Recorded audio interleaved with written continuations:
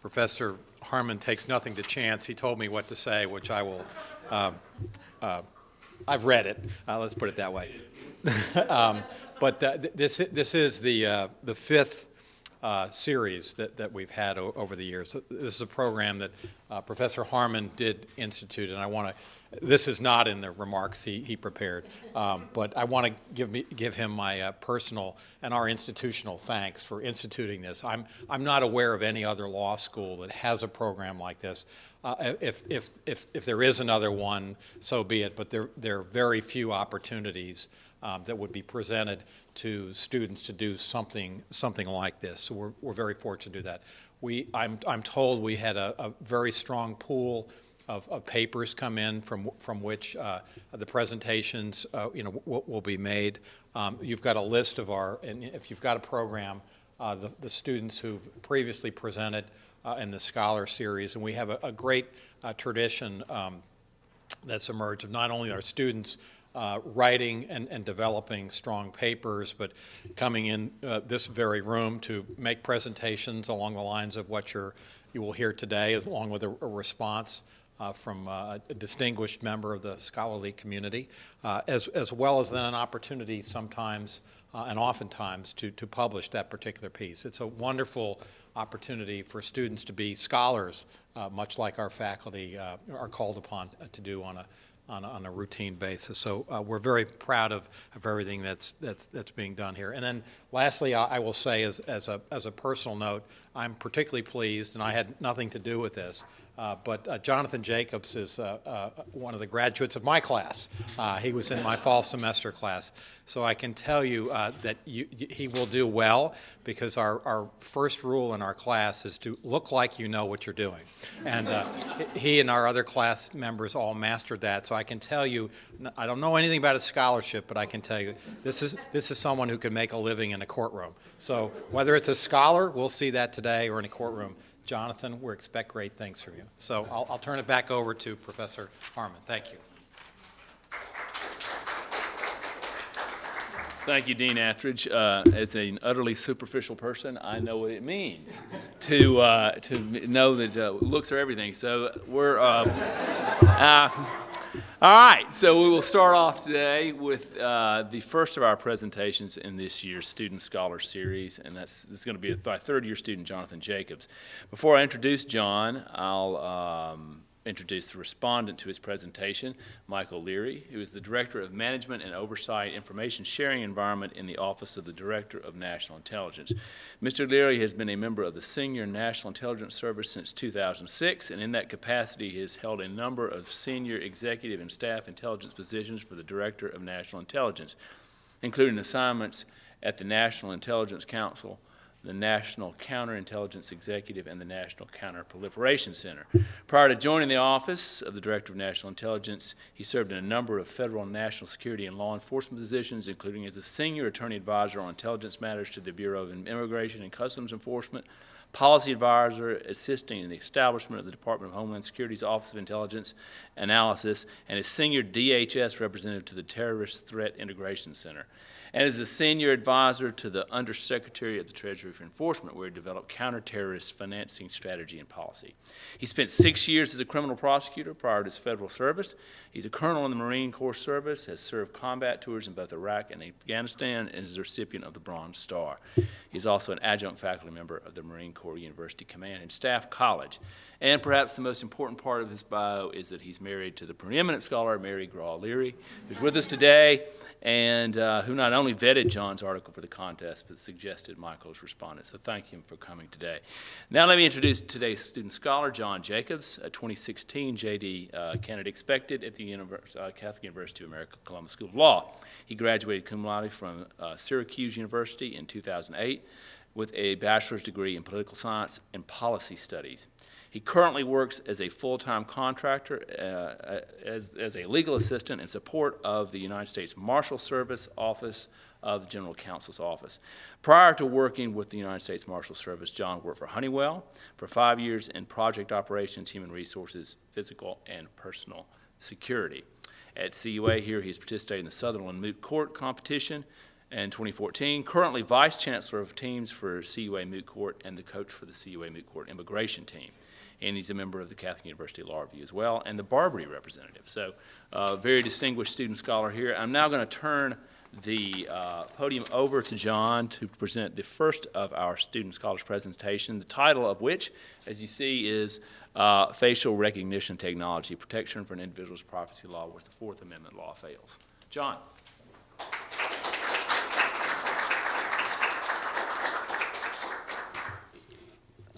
Thank you, Professor Harmon, Dean Attridge. I'd like to thank Professor Leary as well for looking at my paper, vetting it, and helping me, assisting me with that. And I also, he's not here today, wasn't able to make it here today, but Professor Zackham, and he had helped me as well at the beginning of starting this and regarding facial recognition.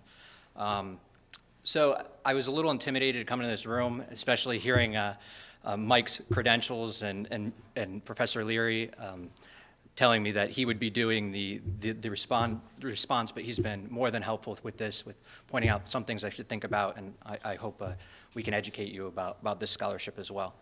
I also, side point, this is our study group room. A bunch of us come in here in study groups, so I'll think of them when I'm going through this. So I first started thinking about this topic working with the United States Marshal Service when they were thinking about how they want to develop their facial recognition technology and the effect that their facial recognition technology may have on their division.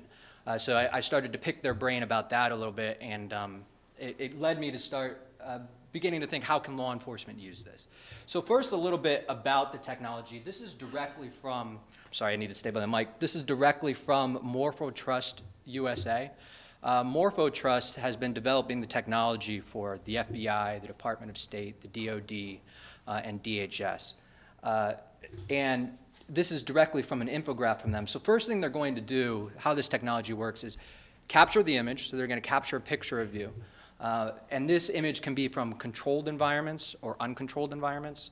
So a controlled environment is someplace, standard room where lighting's perfect. Think of a DMV, them snapping a picture of you.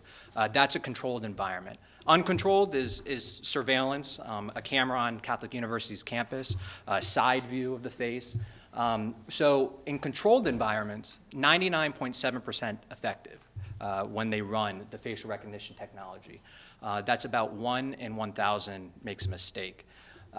So once they get this, capture this image in a controlled environment, they then calculate the image, so the measurement of your face, create a binary code with that, and which I know nothing about, but it compares it against the database, which can be a variety of things depending on what you want to use. So law enforcement technology may want to use it for mugshots, so compare it against the mugshots in the database, and basically run the search and come up 99.7% effective, hopefully, if there's a controlled environment search. So that's how it works. I was going to show you a video, but maybe if we have enough time, I'll go back to that. So some deployment of facial recognition technology. There's a number of DHS grants here. Seattle has a grant, San Diego, St. Louis. That's just the tip of the iceberg. There's grants all over the place. That's what I could find in articles discussing it, and were particularly interesting. So Seattle's grant was $1.4 million, I believe, and it's to basically run for law enforcement to run it against facial recognition database of mugshots. Seattle's grant also, interestingly enough, came with legislation. Legislation that states that law enforcement can't use it unless there's criminal suspicion, a suspicion of criminal activity, or law enforcement needs to be trained for this, or they can't use it with motion videos. So they push that locally in Seattle. San Diego has it as well, and St. Louis is embarking on it. Some few success stories here. In Chicago, a suspected armed robber was on the CTA, and they were able to identify him that way and run it against the mugshots and identify the person and later make an arrest. In Pennsylvania, I called it the nickname shooter because there was a shooter, two shooters, and the victim or witness, the witness actually was able to identify the one, and the cops the law enforcement, had already known the one shooter. The other one was only known by his nickname. So they ran this database. They ran a Facebook photo from the victim or witness against the database and were able to identify the nickname shooter.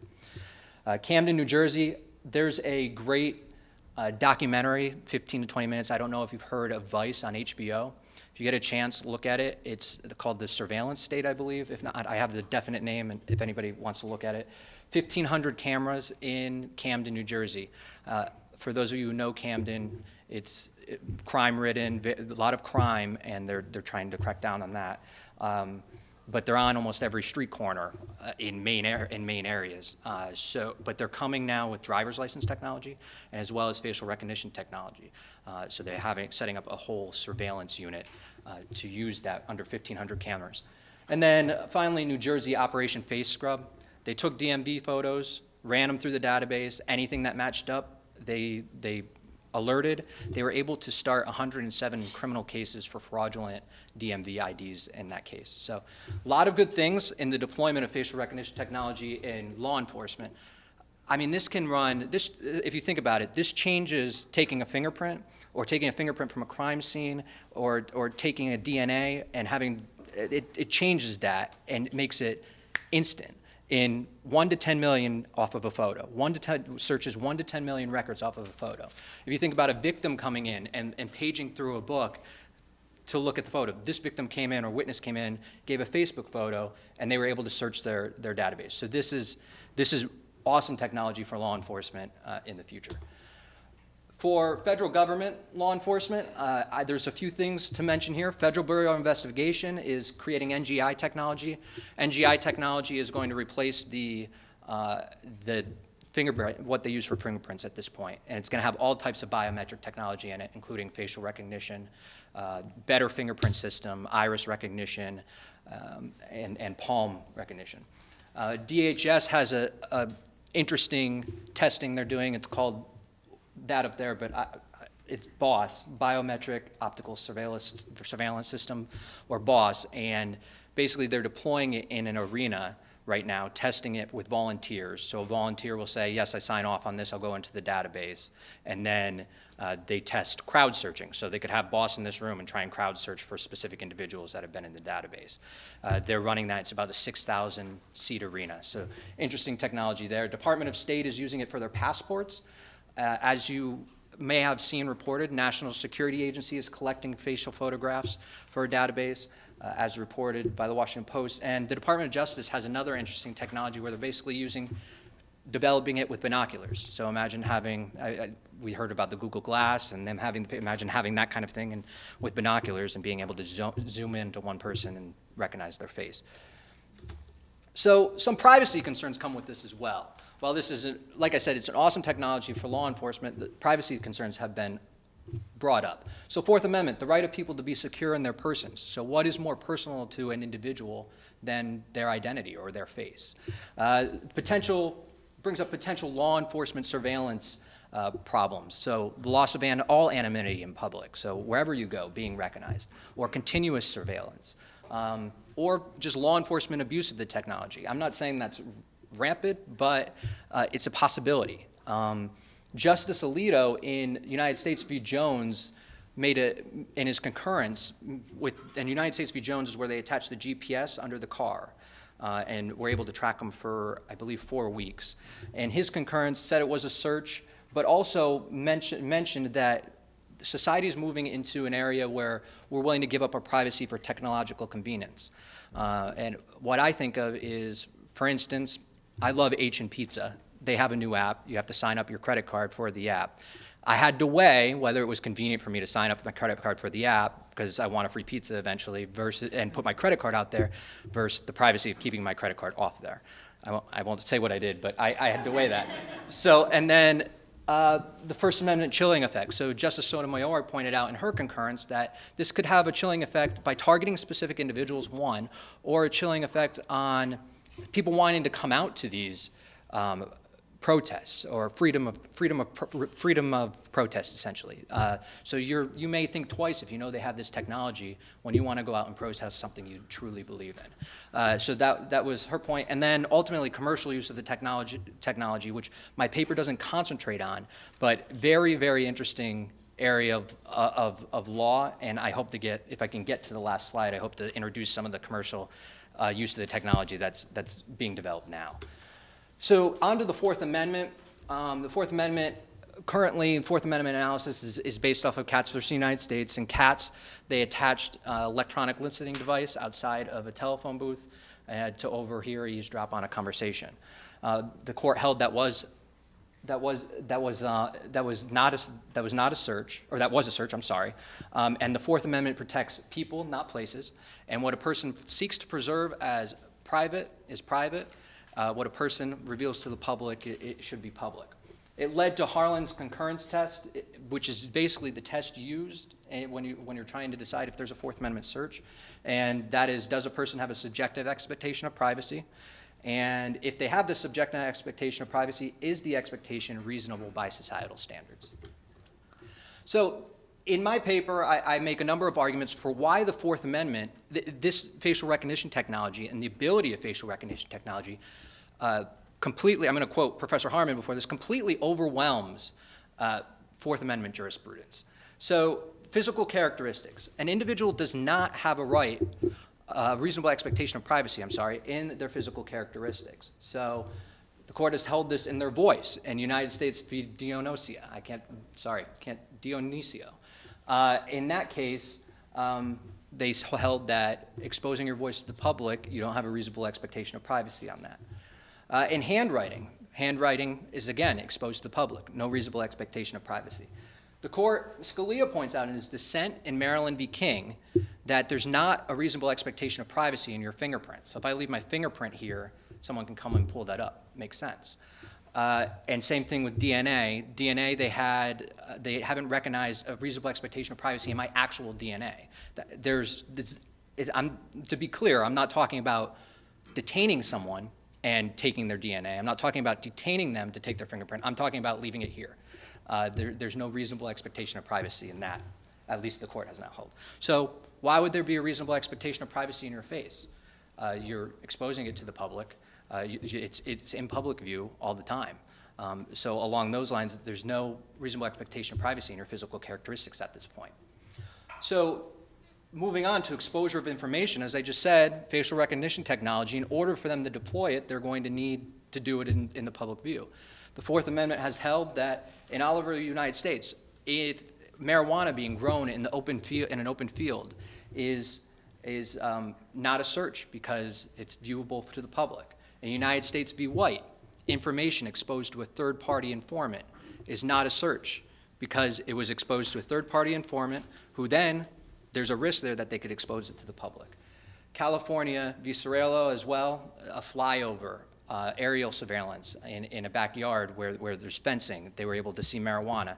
The court held that that was exposed to the public air, aerial surveillance by the public. So again, exposure of information, and not to belabor the point, but again, California v. Greenwood, trash on a curb is exposed to the public as well, so the law enforcement can go through that. So no reasonable expectation of privacy in exposed public information or third parties, which is what the facial recognition technology would require. So then I moved into surveillance technology, which is three interesting cases here, or two interesting cases. United States v. Knotts. So I'm moved into surveillance technology and the use of facial recognition technology to watch your everyday movements, where you're going every day, or track an individual for a long period of time. United States v. Knotts held that you have no right in your public movements. Basically, what happened there is they put a tracking device in chemicals in order to track the individual who would ultimately buy the chemicals to use it for drug manufacturing. And they held that you had no reasonable expectation of privacy in your public movements when they were able to arrest him. And then I will show you how facial recognition technology is a lot like Knotts in the next slide. and then distinguish facial recognition technology from Jones, where law enforcement attached a GPS device underneath a car and tracked it for 4 weeks. And then also sensor enhancing technology and Kylo, where where law enforcement used a thermovision device to view inside, basically measure heat emanating off the house to determine that there was suspected growth of marijuana inside the house. So I'll talk about those in more detail now. So knots and the beeper inside the chemicals. The court held that this was travel in public thoroughfares. There's no reasonable expectation of privacy. Facial recognition, as I said, if we're going to track people in public, there's travel in public thoroughfares. Same thing. No reasonable expectation of privacy in visual observations. So being able to observe an individual move from place to place. You're going to be able to observe an individual or track an individual in a similar way by observing where their face comes up. And then thirdly, they had no prohibition on sensory enhancement for occurrences in the public view. This would be a sensory enhancement. It would tell somebody the identity with the binoculars or something like that. So very similar to the knots beeper. In Jones, this is surveillance continued. So there's 3 different theories here that I tried to pull out and talked about in my paper. Scalia held that the GPS attaching to the car was a trespass on an effect. And under trespass theory, that is a search under the Fourth Amendment.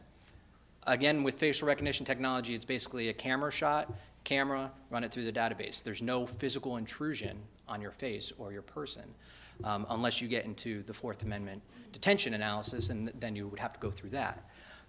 Sotomayor said the piece-by-piece movements of an individual reveals the details of the individual's personal habits.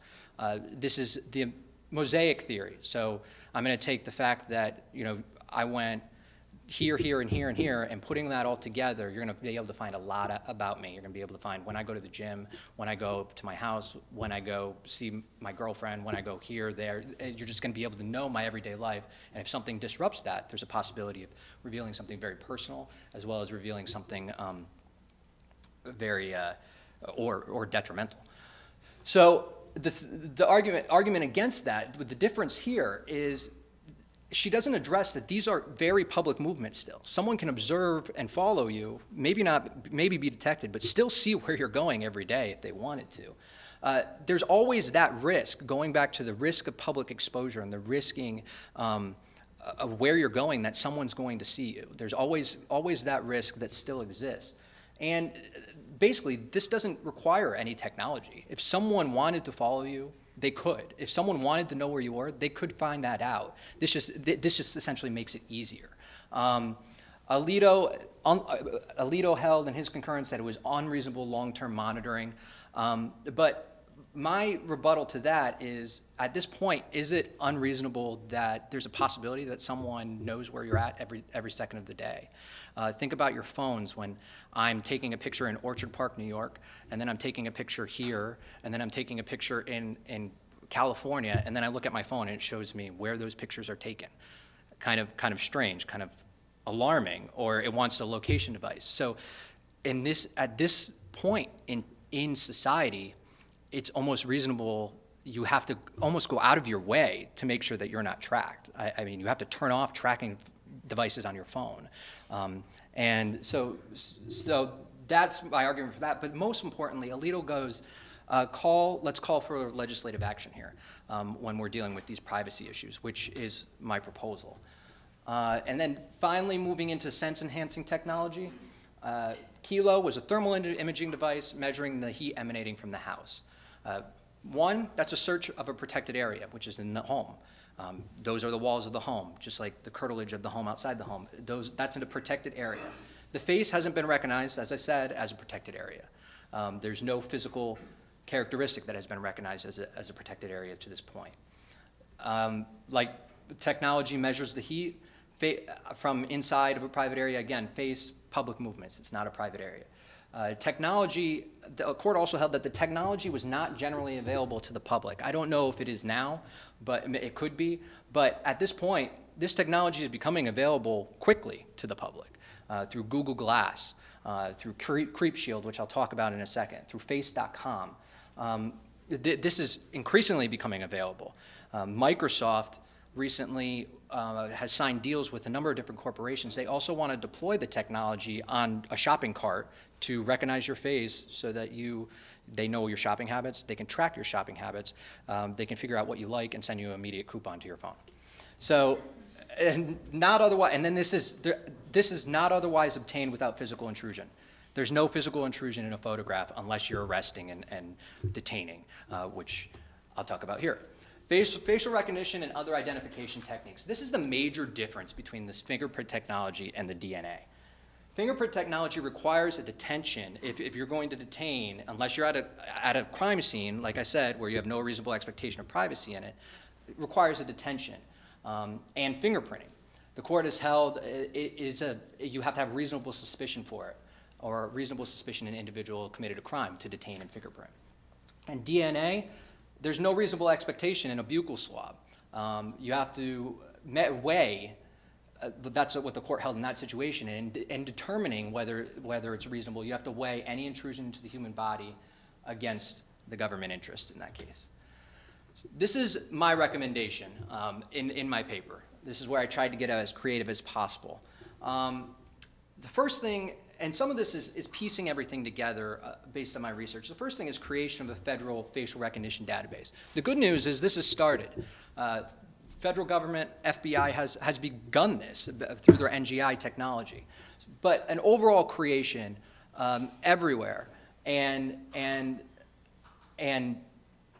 central database, kind of like your fingerprint database, where the states can use the database, but they have to sign a contract. They have to sign an MOU and follow the policies and follow the regulations. So that's the first thing.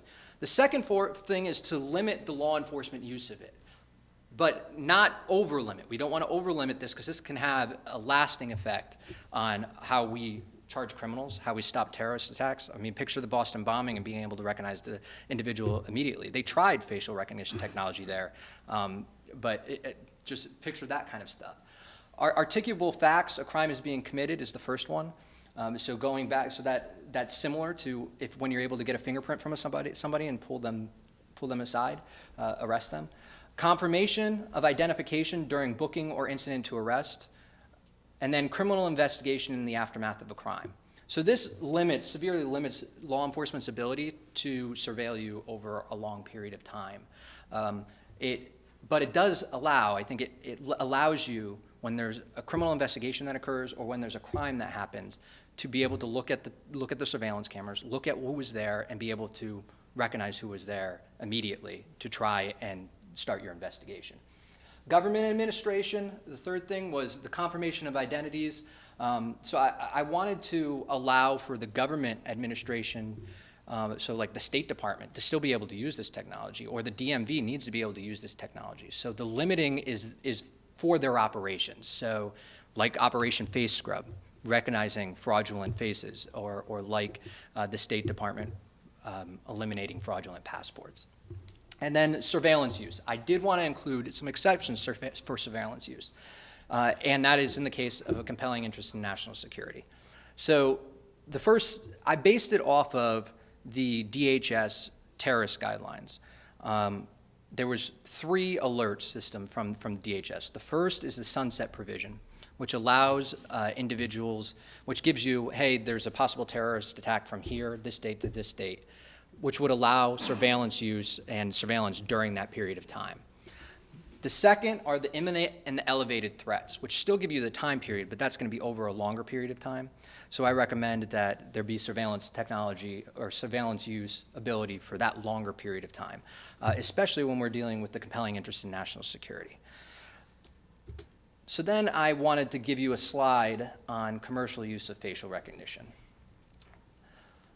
So there's a few things up here. You can imagine Facebook's got a database of maybe everybody in this room. Some of you may not use Facebook. I know they have a database on my face, or they have my face anyways. So they have facial recognition technology. It was reported that it's almost as good as the FBI, or I don't know how they would know that, but that's how it's reported. So they have that. And then Hello Name Tag is the Google Glass ability, where you sign up for it and they can search You're wearing your Google Glass, you walk down the street, and I can search and see whoever is in front of me, pull up what I got online from them or what's in their profile and be able to read up on that. So that's available. Creep Shield, which is good use of facial recognition technology. It allows for these dating websites for you to take the picture off the dating website, run it through a database of sexual offenders, which that's awesome. That's a great use of facial recognition technology. USAA, I just wanted to use something that's local, that everybody knows. They're trying to create the facial recognition technology in order for you to do bank transactions. And then finally, Microsoft, which I found was interesting, and I think I was going to read what exactly they want to use this for, if I have it. I don't. No. So what they wanted to use it for is, so Microsoft has a number of different contracts with companies yet. They're not saying they want to use this with the companies. I'm gathering that from reading it. One of them was GameStop, another of them was Hardee's, and then just a variety of different places where they're trying to put Microsoft technology out there. But one of the things that Microsoft wants to do, and it's really creepy if you get a chance to look at it, they want to be they blatantly say they want to be able to track consumers' movements inside the store, track consumers when they're going and taking stuff off the shelves, what they look at, how long they look at it, when they buy something in order for coupon and advertising purposes. Then they want to put also on top of that, put the facial recognition technology on your cart. So you can imagine going to the grocery store and all of a sudden you bought this last week. Do you want this again this week? Do you want a coupon for that? Which some people might like. Me personally, that's a little overboard. I kind of want, unless it's maybe grocery store is a bad example because that's quick and you want to be in and out. But that for me personally, that's a little overboard. I know some people might like that, being able to go into J.Crew and see what you bought last week and see what's on sale for the next week or something like that. But that's what Microsoft is looking at now. So, and that's through, I don't know if you guys have seen the Kinect technology. Those of you who have kids or have used it yourself, the Kinect technology follows all of your movements, and basically the game is based on your movements. And that's the kind of technology they're using for this tracking as well as the facial recognition. So some scary, interesting stuff, both in the commercial field as well as the law enforcement field. But the bottom line is that law enforcement, Fourth Amendment doesn't apply. There's a level of intrusion, and we need to find a way to regulate it. So I'll hand it over to Mike. I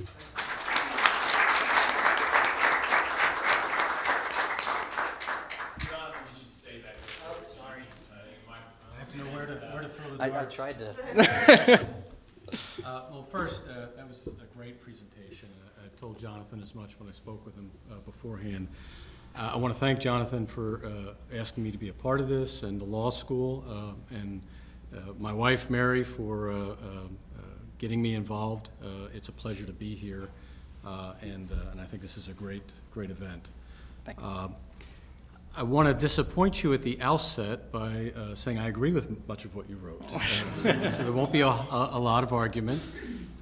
There are some areas I think that we could maybe have a discussion about, and we'll probably need, if you ever were to follow up on this, have some deeper discussion.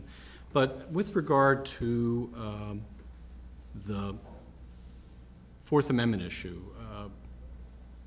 I'm clearly, and no surprise working for the government to the audience, but I clearly agree with you. I don't think the Fourth Amendment is implicated here. And so I don't want to spend a lot of time on that. I think we should spend a lot of time on where you go after you get done with that. Maybe other members of the audience will want to ask you about the Fourth Amendment. But with regard to, unfortunately, what happens when you move out of the Marcus of Queensberry constitutional issues, you get into the mud wrestling of public policy. Right. And when we talk about developing legislation or regulatory regimes, that's definitely the mud wrestling of the executive and legislative branch. So we need to have an idea of first of all, is an issue ripe for public policy? Is to move from the debate to the formulation of legislation and regulation. So in that regard, issues of privacy are notoriously ambiguous and malleable and seem to be evolving over time. They're a lot like when my 13-year-old daughter argues with me about what's fair. I don't know. So, with that as a backdrop, when we talk about developing a regulatory regime,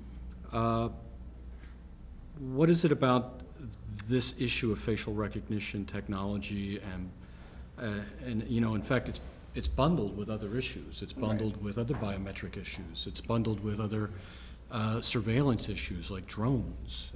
And you maybe mentioned in your paper some of these. So two things have to be thought about.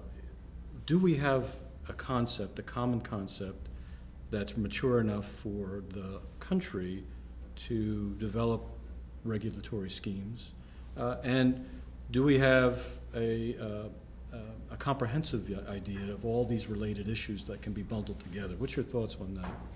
So I think in my research, I found finding these number of things, and these aren't the only facial recognition issues where they've come up. So this is starting to be deployed in the States. This is starting to be deployed by DHS grants throughout states all over the United States. Like I said, that's not limited to Seattle, San Diego, and St. Louis. Additionally, you have the federal government beginning to start deploying this. So I think my point is with facial recognition at this point, let's get ahead of it and start thinking about it. In 2012, Al Franken had already had a hearing about it, and led a hearing about it. So there is talk about this. There is discussion about this, and I think it's the time to get ahead of it now, both commercially and criminally, and constitutionally, to figure out where we can use this technology and ensure that privacy is preserved. And so I do think now is the time. On the other issue, I think you can lump a lot of this into one package with legislatively with the drones, with the license plate scanners, which Dean Attridge mentioned to me this morning about DOJ is collecting a database with license plates. So this doesn't only have to be, which the same problem would occur with license plates, with surveillance of license plates and finding out that I've been to Pennsylvania, Ohio, and DC 3 times in the last week. You know what I'm saying? So, and being able to track that. So I think this is a broader issue. I think there's not only that, there's also online privacy. There's not using what I said about Microsoft, not using facial recognition profiling, but just being able to track movements of people and seeing them going back and forth.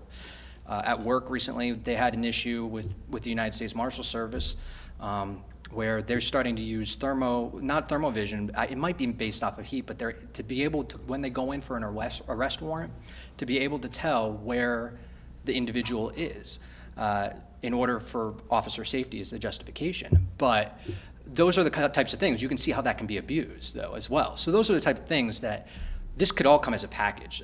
I just decided to narrow in on facial recognition because I thought it was an interesting topic. I thought it was relevant to kind of what I did, and I would be able to get a lot of information on it. And I don't know how they're going to regulate drones, but that should be included as well, because a picture of a facial recognition camera on a drone, a drone just crashed into the White House the other day. So like this stuff is coming. It's all coming. So we need to start preparing for it. is my point. Yeah. One of the other things I thought was interesting in the paper was with your legislative proposal, there was a distinction drawn between counterterrorism and law enforcement. Now, as someone who's worked both in law enforcement and in counterterrorism, national security, I've listened to arguments that have come out from time to time. Some have from the Department of Justice. When we prosecute terrorists, we should be able to prosecute them in criminal courts. Others would seek to create a greater distinction. You draw a distinction in standards with your legislation. Interested in hearing some more comment about why you think there should be a distinction, or whether or not that's just an arbitrary. So I think when I drew the distinction, honestly, when I drafted it, was I'm sitting there thinking, and the Boston bombing occurred last year or previously, and then I started thinking about terrorist events. Then I started thinking about the possibility that the U.S. could have the Olympics, and I started thinking about all these events. And I was like, the U.S. is having the Olympics. This would be a great technology to have, even for surveillance use too. So my point with lumping that in, and maybe it shouldn't necessarily be a compelling interest in national security. It should just be a government compelling interest where they think a crime could occur or where they think an event requires it. My intent, I guess, with putting that in was to model it after the DHS guidelines, because I thought the sunset provision was an interesting idea of being able to tell people, hey, it's happening now between this time and this time, and we've got an alert that there could be a possible attack, there could be something going on here, and we want to use facial recognition at this point, or we want to use all of this technology, whatever the technology is, available to the public at this point. One, the people know, so they're going to this event knowing that there's an attack, a possible attack. Two, which they may know already. Two, they know, or a crime. Two, they know facial recognition is going off, so privacy advocates, okay, now you know. And then three, it could deter people from going. I mean, if you're thinking about going to commit a crime in an area where there's facial recognition technology, well, that's not the best. We're not going to do that. So that was my thought with that. The separation with national security and law enforcement, I think that can be molded together. Like we can somehow get, because I do want the ability of law enforcement to use this as well when there's a big event in their small town. So I think maybe that needs to be worked on a little bit, and it to be maybe another compelling interest where they have enough information to know that there's a threat at the site, or enough information to know that there's a lot of people there, and that they need to monitor it, if that makes sense. Absolutely. Last point, if I have the time. You talked, and I think you had an interesting comment about how to get state and local people to buy into a database that you would be creating, and also to buy into some common standards. Just in Intel side, you know that there are 50 plus fusion centers around the country that are state regulated, that are kind of informally and some more formally connected, and how loosely associated with the DHS's fusion centers. You can imagine that getting both vertical consistency with some kind of standards for access and use, as well as horizontal consistency. I mean, just think about how difficult it is to get, from my own experience, DHS to play nice with the FBI, and to get, other domestic agencies, leaving out some of our, DOD partners and all that, to play nice or to play fair, to share their information and the same standards. Have you thought about how you would do that horizontal and vertical consistency? Maybe acknowledging that in the end, there is no such thing as a common standard. Right. There's something much more loose about it. That would be a difficult task, I guess. Possibly motivate, or possibly what could motivate states to be more consistent are these DHS grants, are the grants from the government to, hey, do this, do it this way, join our database, you'll be interconnected. Also, there's probably a motivation from the states, because now you get everybody's in this database in the United States who's ever committed a crime. So there's that motivation too. I think that's probably the best incentive is to give them a grant to create this database, to then tie it in and say part of this grant is that you have to be tied into the FBI database or the NGI. And I also think that's helpful that the FBI is already doing this in that case, because they've done fingerprint identification, they've done DNA database, so why not do facial recognition database as well? Excellent. Thank you. Thank you. Questions from the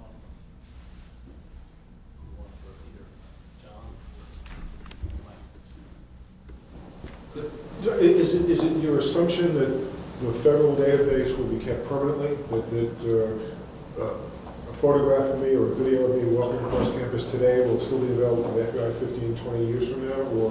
Or do you propose that certain time limits be placed on how long a particular person's image, or how long, every 5 years they've got to wipe out the database unless they have some reason to specifically save the references to individual people. I mean, the degree to which it's to be retained is one way you can control, to some extent, the potential intrusion into privacy. So I think that's a good point, and I did look into that a little bit, and most of these databases are going to be DMV databases, some of them at the state level, and then they're also going to be federal databases of mugshots. So I did think about including that in the legislation, and it is a good point, to limit the ability to keep this photo for those individuals who are already in the mugshot database, who police have already obtained the photos in there from that. Not going out to Facebook and taking all of Facebook and saying, okay, we got all these identities, let's throw them in our database. So limiting that in that respect. So that's my assumption, that that's how they'll limit it. And then whatever the guidelines are for how long your mugshot is in the system, that's the same guidelines here. And then, I'm sorry, what was your second question? Well, the question is, all right, so they've got my DMV photograph.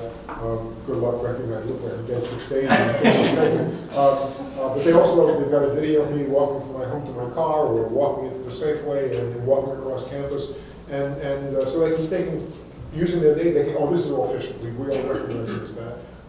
Are they allowed to keep that forever? Or given the fact that I've done nothing which would arouse their suspicion of engaging in wrongdoing, at some point do they have to push a button and say, delete all that stuff that's 5 years old or older about phishing, because we have no reason to retain it? See, I don't think, so my assumption is they're not going to be able, and maybe it needs to be laid out. My assumption is that they would not be able to keep that. What they would do is they would use you walking across the way to be able to snap a picture of you and match it against anything they may have.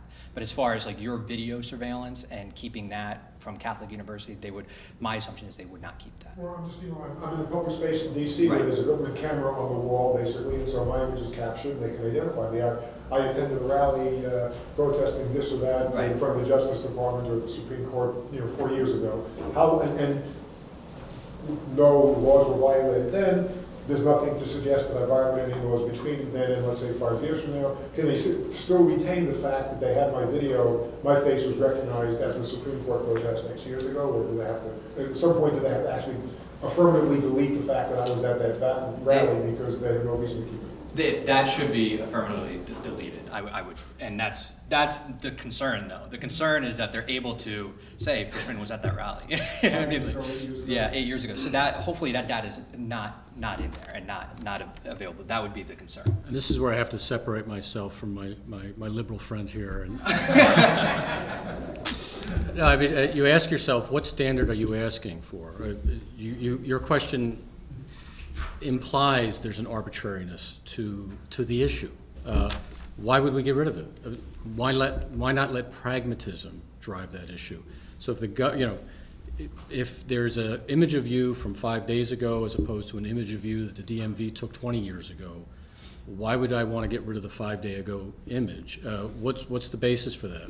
The image of me walking around on the street basically reveals information about me that my DMV video photograph does not. And the more information somebody has about me, the greater the likelihood that somebody can abuse that information to embarrass me, to really put aside the information private industry is gathering about me, which gives me nightmares more worse than information the government has about me.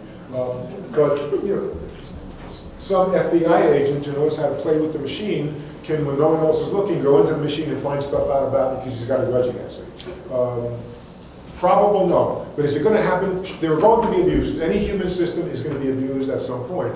And so the more information that's there, the greater the likelihood that somebody might be unfairly targeted by somebody with a personal grudge, or worse still perhaps, a political animosity toward me, and look for information they can use to embarrass me. I mean, the fact that I'm for or against a particular cause shouldn't give somebody the right to find out that I've got a mistress who I visit every Saturday or every Thursday afternoon or something like that. Which I don't. I think you were in one of the footnotes. Yeah. I actually referenced a mistress in my paper, which is funny. It's the obvious example that's most compelling for many people, especially those who are mistresses or wish they did. Never mind. So, you know, it's bad enough journalists go looking for dirt on people, but the fact that the government is storing information which can produce dirt, which then, you know, somebody who, like J. Hoover, gets in charge of the FBI, can use against his political enemies or the president's political enemies, you know, that becomes really scary. And the fact that data that in no way relates to any criminal activity or any national security activity is there stored so somebody can access it if they want to, even though there's absolutely no reason to suspect me of any criminal or national security wrongdoing, is the biggest nightmare, because our political freedoms become jeopardized when the government can blackmail people into silence. Yeah, no, I think there's absolutely respect that. Personally, you know, the other side of the conversation is, does the exception prove the rule, or does the rule prove the exception? Exactly right. I mean, I can come up with anything you give me, I can give you the worst case scenario for that. Well, that means we shouldn't do it. I don't know that that's true. Sleeper from There's a straw man for every possibility. So where does the balance get? Exactly. I mean, that's why I say there's an arbitrariness to all this conversation. It goes back to the comment about what's fair. Let's have a conversation about what's fair in this case. Somebody define privacy for me in concrete ways, and then we can move from there. I think the assumption that needs to be challenged is that even if we had a law that said you have to delete images after 5 years, if the person has never been suspected of a crime, that's even possible, right? One, somebody has to physically do it. Well, is it, right? is it technologically Tag it. possible? Is the Well, first tag question. it, right, in some way, mark it in some way, with a time stamp, whatever I say that is, then go back in and do that action. And meanwhile, contractors have, whoever the contractor is who does it has changed, and maybe the guy that you're worried about doesn't push the button that needs to be pushed. And then, as we've all learned many times, even when the button gets pushed and it's deleted, what that really means is It's transferred to a different database. and it's on backup tapes that have run and been put in secure locations, and it can probably be retrievable from them. So it seems, I guess I'm with Michael on the practicalities of it are such that it's just a lot of effort, maybe not to protect your Yeah, I agree. Right. Frankly, look, I'm not giving anything away, but if you think there aren't, we're just talking about facial recognition. What about all these other biometrics? Do you think people aren't collecting other biometric data and storing it? Pragmatism drives all of this. There's nobody, take my word for it, there's nobody sitting in a room, you know, wondering about Cliff Fishman's sex life. I don't. I think we all are now. Boy, would they get bored. Thank you. Yeah, first, thank you again for having this presentation. This was very informative. My question is in regards to the source of the pictures. So you discussed how they would get the pictures from DMV, and I'm assuming they can get that because one, DMV is part of the government, and two, grabbing is really a privilege and you have to give your photo. What I'm not understanding is the problem with Facebook photos, because under the third-party doctrine, you could say that they can give that, you're communicating that to them, and pretty much anything that's on the internet now is through a third party. So what's the problem with getting photos from there? Well, you mean under the Fourth Amendment? I mean, under your analysis of Right. facial recognition. Well, basically, the issue is, you already hit on it, that those have already been exposed to somebody. So the law enforcement, they can take those photos. That's why we need to limit it to the mugshot database or someone that's committed a crime, essentially, which isn't in here. But technically, they could, because it's under this analysis, under exposure of information to public and third parties. This has been exposed to Facebook. This has been online, so if I wanted to, I can pull up Professor Fishman's photo online on CUA Law and wherever else he's posted his photo publicly. So technically, they could take that. It's a good point. Good add to the legislation. Absolutely. Yes? Just a little clarification. On the last screen you were at, it had the sunset provision, the imminent threat. We often hear this language of an imminent threat is constant, where so the surveillance can be used. A terrorist threat is always imminent. With that language is often stated by government officials or states who are looking for government money for their local police forces or such. So when that threat is imminent, you said the span of time can go on for as long as that is imminent.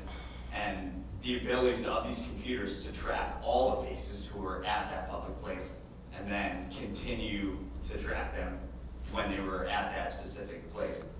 I'm just concerned at how far that can reach out. Right. So, and you may know a little bit more about the imminent timeline. There still is a timeline for imminent threat. It starts here, it ends here. So they do still put some kind of time restriction on that. So my assumption with this legislation would be that once that's over, they're not tracking you anymore. But is that realistic? Probably not. But it's just a way to limit the deployment of surveillance to specific time periods. So that's my intent here. If that makes sense. Yeah. And is that right with the imminent? Right, but what happens is there's an initial time, it can be extended. Right. And that's normally what would happen, is just. The other intent in that is, hey, we're doing this. During this imminent threat, we're doing facial recognition.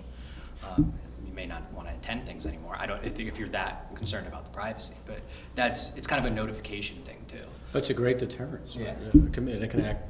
We're going to have enhanced surveillance of this event, and so everyone who knows who's going there. And I'm not worried about me being surveilled, but somebody else might not want to show up. Then I think it's a great deterrent. Yeah. Well, it essentially removes the argument that, well, I don't care if they're tracking me. Well, if you don't care, go ahead. Go ahead and go there. So, but people who do care maybe have a past that they don't want to be bothered, and that's way in their past, that want to go to these things. Like I'm talking way in their past, and it's not that severe, that kind of thing. They know, well, I'm not going to go there because I don't want.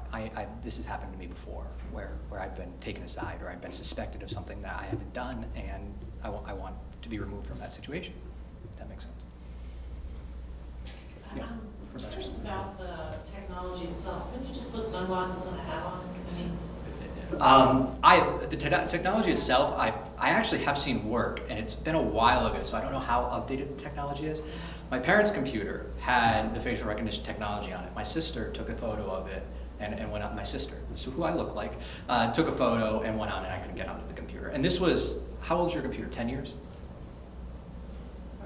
Probably. 10 years ago. So I don't think so. I mean, it would require you to wear the glasses all the time, or my first guess would maybe one of the sick masks. I think that might work, Yeah. but then you're required to wear a sick mask everywhere, which some people already do. So, Exactly. but then the question comes: Can they recognize it from here up? And that's possible. They may be able to pull biometrics from here with the sick mask on, because it's all. Everybody's going to wear Batman. There you go. That's going to happen. Jonathan's older slide deck that I had has got this. It does. It's kind of light though. But what I would say is, it's what you might think it is, right? So this face has a number of points on it that you Yeah. might, and the sophistication of the program is anywhere from 5 points to 500 points, and so that would go to yours. How many points how sophisticated is the facial recognition program? If it's 500 data points on this face, yeah, if you could alter 500 data points by wearing sunglasses and grow a beard, maybe, Right. but then we'd also get anywhere from a 1% to 100% match on those 150 or 500 data points. And that would be what we work on. Yeah, you may recall that recently, the earliest photograph ever taken of Abraham Lincoln was identified using similar technology, comparing it to the presidents of the photographs of Lincoln as president to Lincoln as a young man in his late 30s. Talk about somebody whose physical appearance changed radically, but according to technology along these lines, it's fairly convincing this photograph was in fact of Abraham Lincoln. No beard, much thinner, obviously much younger, no wrinkles, and yet, according to the article, it was American Heritage, I think, ran the article, there's very, very persuasive evidence this was in fact Abraham Lincoln, which is astonishing given the primitive nature of photography then and the total radical change in his appearance during the intervening 25 or 30 years, and yet there's a very convincing case made that this technology or similar can actually do that good a job, and somebody whose appearance has changed so radically. I would say think about it this way. In the presentation, you had said that Facebook has technology that's as good as or better than the FBI. If you wear sunglasses in a Facebook photo, you still see the tag in here. So it doesn't matter whether or not you're wearing sunglasses. Good point. Yeah. True. I was going to ask a related question related to the technology. I mean, have you thought about the risk of misidentification? I mean, I think in the human world, we've all had situations where people think we are somebody else or we think someone is someone else. And I hear what Mike is saying about the 500 data points, but I also hear about Lincoln being able to identify. But I mean, certainly there have to be situations in which somebody is misidentified, and then whether the police go after him or her or whatever, Professor Schooner wearing her sunglasses and I think beard.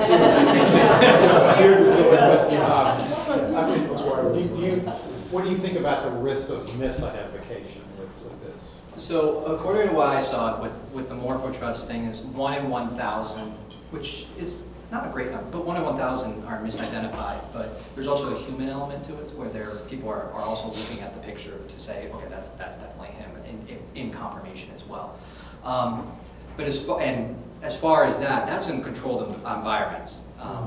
That identification, so absolutely right. So if I'm to the side and a camera over there gets me, they may confuse me with somebody else. So that's another major issue, privacy issue, that would call for legislation in that case, because we don't know how good these technologies are. And then if you go into the other technology, as Mike had previously discussed in the biometric and the fingerprint and all that other technology, what happens when the technology is wrong? And that's something that will call for legislation as well that supports that. I don't know if you have stats on the technology and how it works. No, not stats, but the 1 in 1,000 is an instructive number. Ask yourself how many events occur. So if I gave you a number like there were 500 misidentifications last year, you might be shocked at that. But what if I gave you the number that was drawn from? What if it was 5 million identifications that were made? 500 were erroneous. Does that still shock you? So I think it just depends. I think the technology is pretty good, and it's not basis for arrest. It's the basis for corroboration. I think in all cases. Yeah, is there a possibility that my twin could get picked up instead of me? But hopefully, he'll clarify that. But also, wouldn't the technology give you the predicted rate of error? So it would know if it had given this result based on fewer Right, points of 80% damage. match. Right. Yeah, exactly. Right. And that's where the human element will come in. Right. If you get an 80% match and then you have 3 other 80% matches as well, you're going to be like, well, this isn't, we can't use this. We will talk to this person. But along the same lines, you're right. It's more, you're going to use it to identify people that were there or somebody that you pulled over, and then further identify what they did. Yes. Is it just an investigative tool, or is it admissible in evidence? I've not seen it in evidence, so I couldn't answer that. And there hasn't been much on there. I would think my intent was it would be an investigative tool. Yeah, I knew under your policy was, I just wondered if it had been. Not yet. Good question, but we don't know yet. Yeah. John didn't write on this, but we talked about it. Think about this, like J. Crew or Banner Public goes to the football game, they scan, they say, oh, all y'all like my shirts, and they start to bomb you with ads from then on out. Because you know how you get traced, like you'll go in and you'll shop for like that coat, you say, I can't afford that coat, but I put it in the shopping basket thing just to see if the coupon will work. And then the coat follows you around to every site that you're on. Yeah, I've got one, this coat will never leave me alone. This is a year ago. They want me to buy that coat. That's not even my style. No! Well, John, thank you very much. We have something for you here to the first of our student scholars in this year's presentation, something for your wall. Again, thank you all for coming, and we'll do this again next month.